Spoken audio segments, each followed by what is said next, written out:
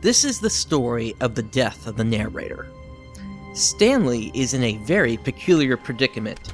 He is stuck, trapped in some kind of purgatory, all the while his actions being commented on by the one called the narrator. Stanley. He heard. There were other words, but they were never heard by Stanley. How long Stanley had been here was one of the effects of that. Had he made hundreds, thousands, millions of loops through the various plot lines, they made it so he could no longer hear what else the narrator had to say. Stanley had done everything he could think of, staying in the broom closet and finding it boarded up, finding a mystical land full of buttons, finding an elevator, waiting for an hour only to find it hadn't moved at all, jumping out of the window and realizing that was a part of this place as well, even trying to bring himself to insanity while killing him for only a while only caused him to restart again. There was no escape from this place, no escape from the narrator. Stanley. The narrator called once again, trying to inform him of his fate. All Stanley could do was walk the predestined path laid out before him, always moving forward.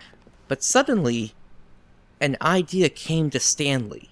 As he began to ascend the stairs, the narrator called, Stanley. once again. But he barely heard it this time, as he asked himself a question. I've been going forward this whole time. What if I simply turned around and went back to my desk? Stanley was unsure if this would work or not, but he also knew the doors would close behind him from time to time, as is happening right now. And the next one would be coming up when he reached his boss's office. It was here he decided he would try to sneak out before the door closed.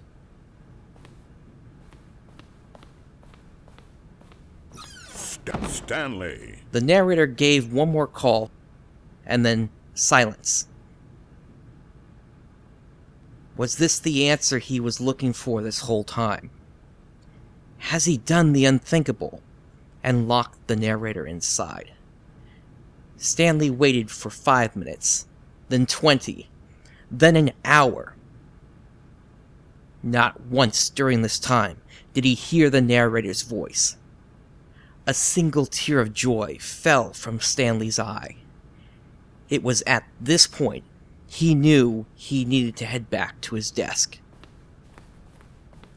He didn't think there would be any orders there. He just wanted to finally sit down and relax.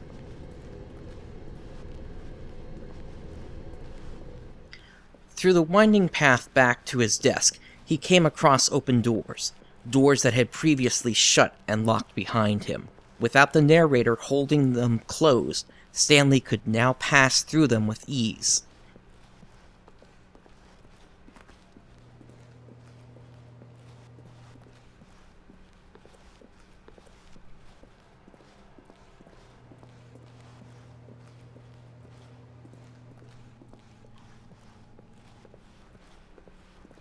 Upon arriving near his office, Stanley noticed something peculiar. His office was still locked, but a new door had opened. Had the narrator been holding this door closed the whole time? Stilling himself with courage, Stanley proceeded to walk through the door.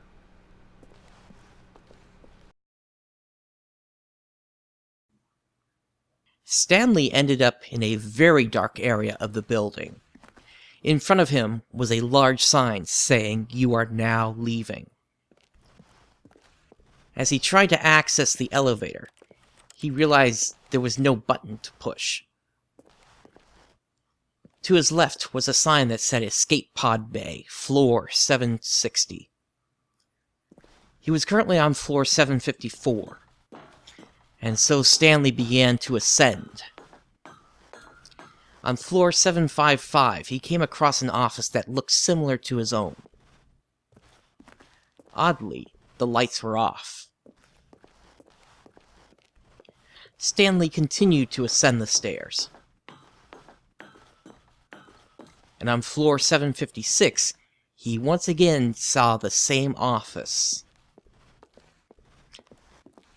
Up and up Stanley went, continuing to reach floor 760, all the while still passing areas that looked like his own office, with the lights off. Why were the lights off to begin with? Stanley began to wonder. But at the same time, it didn't matter to him. He was at peace, and he may have finally found a way out of here. One final flight of stairs to ascend. And he has now reached floor 760. On the far wall there is a sign that says Escape Pod Launch Bay. At the bottom there are words, however many of them are obscured, making it impossible for Stanley to read it. To the right is a word, Escape. However, as Stanley begins to walk through the darkness, he doesn't realize that in order for him to truly escape this place, he needs to be with the narrator. Further and further, Stanley walks forward, and suddenly a light appears in front of him. Stanley begins to stare at that light for a moment, wondering just what it is. Something opened. And as he looks at it, he then looks behind him, and all he can see is the light from the office that he just left. He turns once again towards the new light that has revealed itself, and steps forward.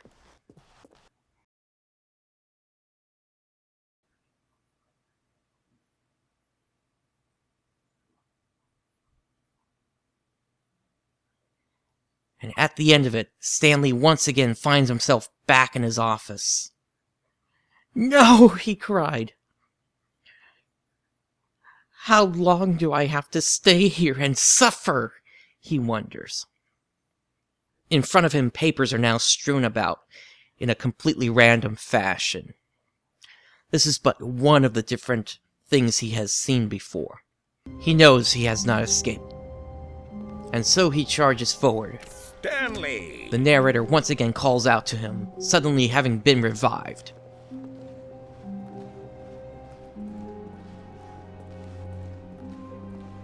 Stanley once again stops at the two doors. Stanley! He still hears the narrator once again.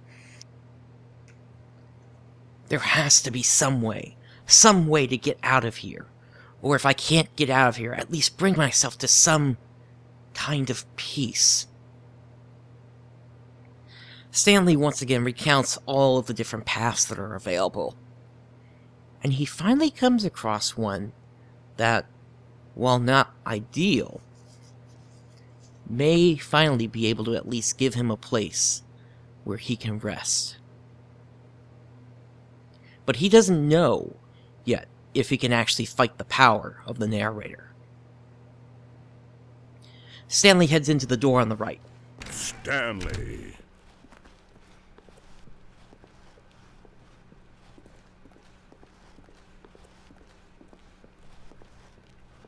Stanley! Stanley!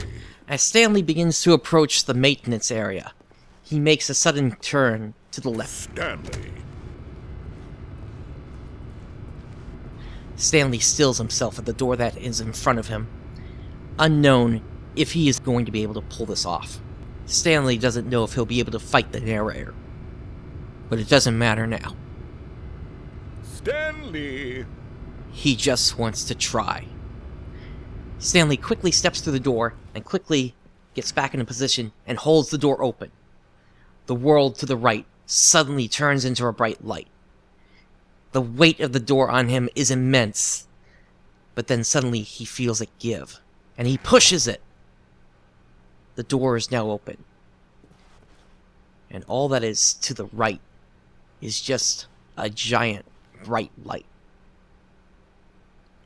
Stanley doesn't know what this means yet, but he begins to proceed up to his boss's office to do the same thing that he did the last time. Stanley! Stanley continues to hear the narrator call out to him, Stanley! almost as if the narrator realizes what he just did. But Stanley is not listening. Stanley goes into his boss's office and quickly backs out. Stanley. The narrator is gone again. Stanley begins to head back down. Down. And down. To the door that he just jammed open.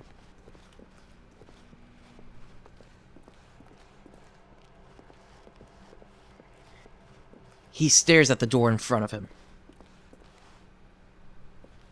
Stanley doesn't know what he's looking at. But he knows there's only one way to find out.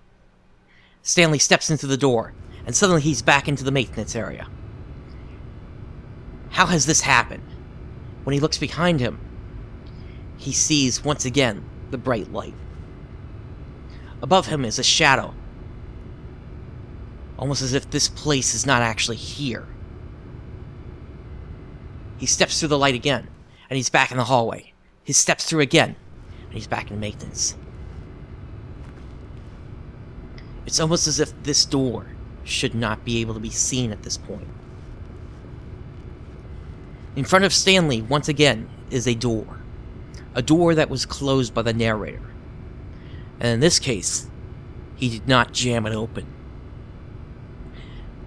Fearing the worst, Stanley reaches out and grabs the door handle. He shoves it open.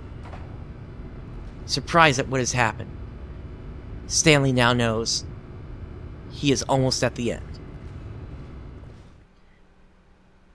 In the next room, Stanley knows if the narrator is going to talk to him again, it is going to happen now. Stanley steps forward, but nothing happens. The narrator is gone. And Stanley begins to proceed onto the lift.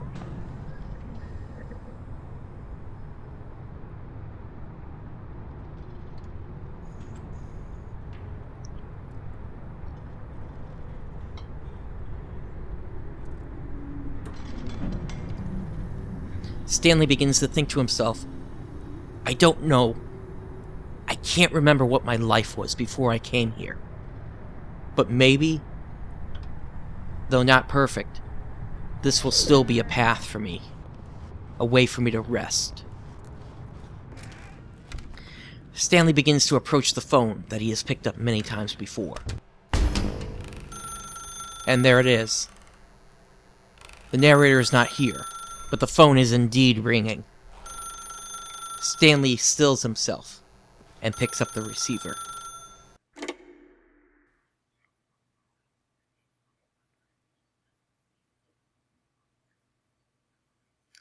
And once again, he has arrived at his apartment, 427. And he knows in a moment that door will open. His wife inside.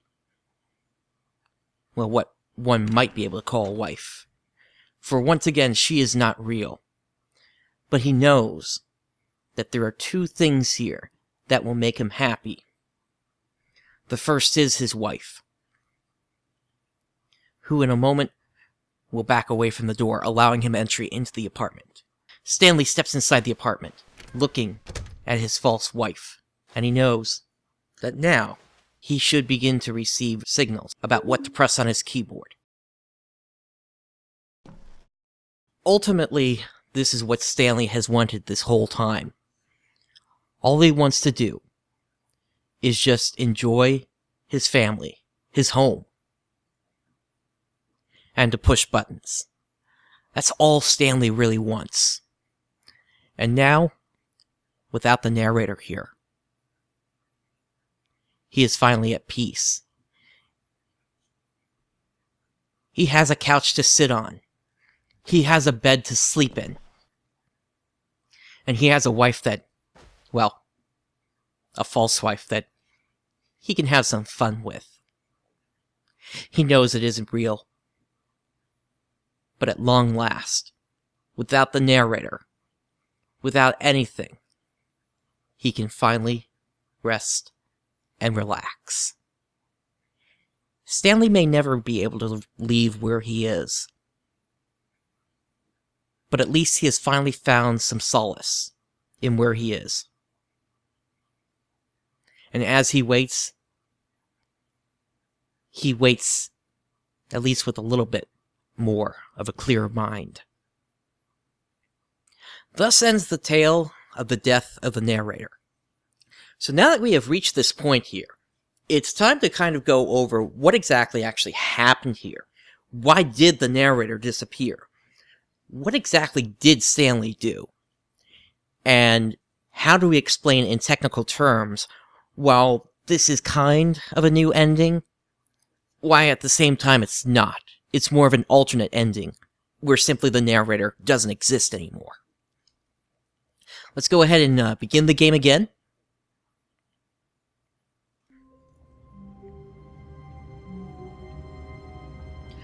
Alright everybody, so what we're going to do now is we're going to repeat the same action. We're going to jam that door open, Stanley. and I'm going to go up to the boss's office, and once I do that, I'm going to bring you guys back in so I can show you exactly what's going on inside the game and why this essentially works the way it does.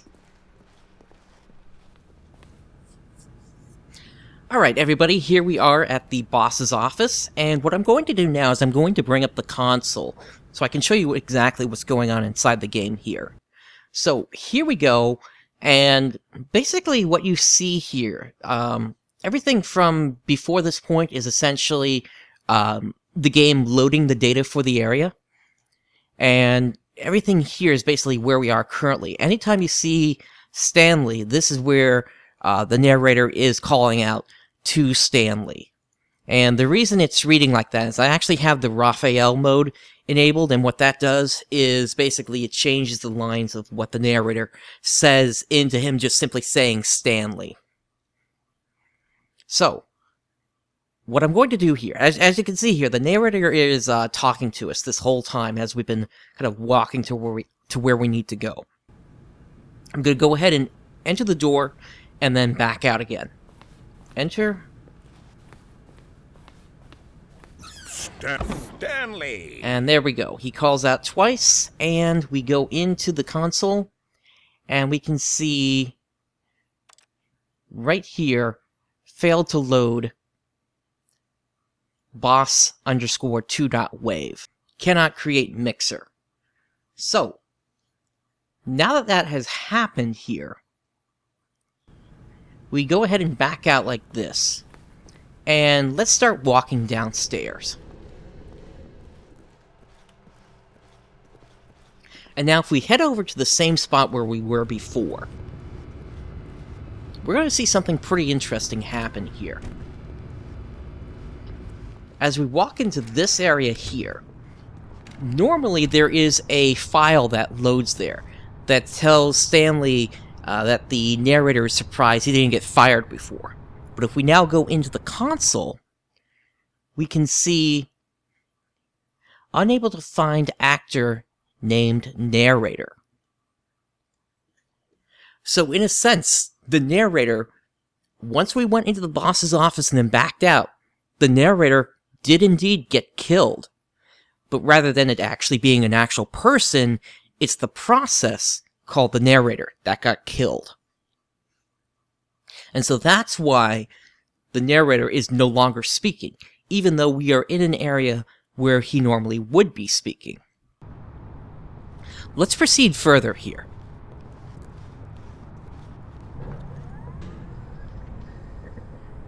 Once again, the narrator is not here, so it can't call the file to open.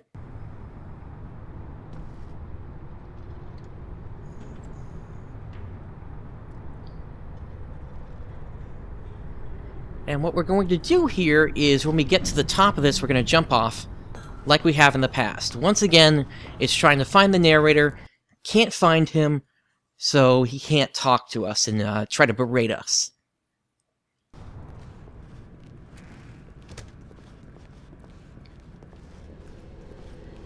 And now let's go over here.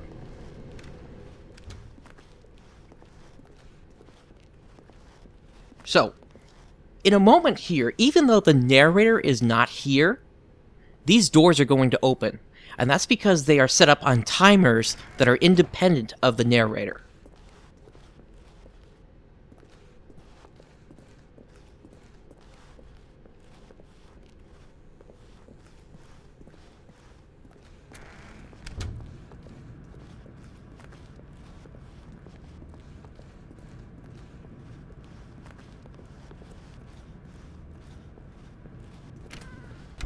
Okay, so here we are back in the developer's room. And once again, when we look here, once again, it still cannot find the narrator. It also states an error has occurred. So, what we need to do now is we just need to kind of wait a moment here until the narrator would normally reset us. Once again, these timers are set independent of what the narrator is saying. So the narrator, in a way, kind of is still there, but he's also not. He's not talking to Stanley anymore. I'm going to fast forward us to the point where he brings up the 3 doors plus the leaderboard. Okay, so he's about to ask us to rate the experience. And now he's saying he has another game for us to try, and that is the baby game. So in a moment, that is going to load, and something interesting is going to happen here. Stanley. And as you can hear, the narrator is now back. So even though we killed him in the last area, whenever you get to a loading screen, the narrator does indeed come back. So that means the ending that I showed you just now, Stanley. the one where he is with his wife in his apartment, that is the only ending that you can see completely without the narrator. Stanley. And so that is the secret behind the discovery that I made in this game. Nobody else, as far as I'm aware, knows about this at this time. Stanley. And so that's why I'm putting it up. That's why I kind of built this story the way I did. So, here we are. Stanley. You guys know what I know now. And there really isn't anything else for me to say at this point. Stanley. This has been an interesting experience, going through the Stanley Parable. And definitely, Stanley. if you want to give it a try, definitely pick it up. It's a really fun experience. One other thing about this, when you try to get to the ending where you unplug the phone, you can get partway through the video with the narrator still dead and no script being read to you. That's because the speaker in that video and the narrator are actually the same character in terms of the game. However, you can only get partway through that. Once you get to the screen where it asks you to turn to another person, that is actually a loading screen. And so that's basically why the voice would suddenly come back after that point. So, this has been a really fun experience doing this Let's Play. I definitely want to say this has been one of the more unique games that I've played in a really long time. Just seeing all the different avenues there are to see where you can go in the game and how the game changes over time with the choices that you make, even though the length of each game is only about 5 minutes long or so. So, thank you for joining me through this Let's Play of the Stanley Parable. This is Prince Brightstar signing off. I'll see you next time.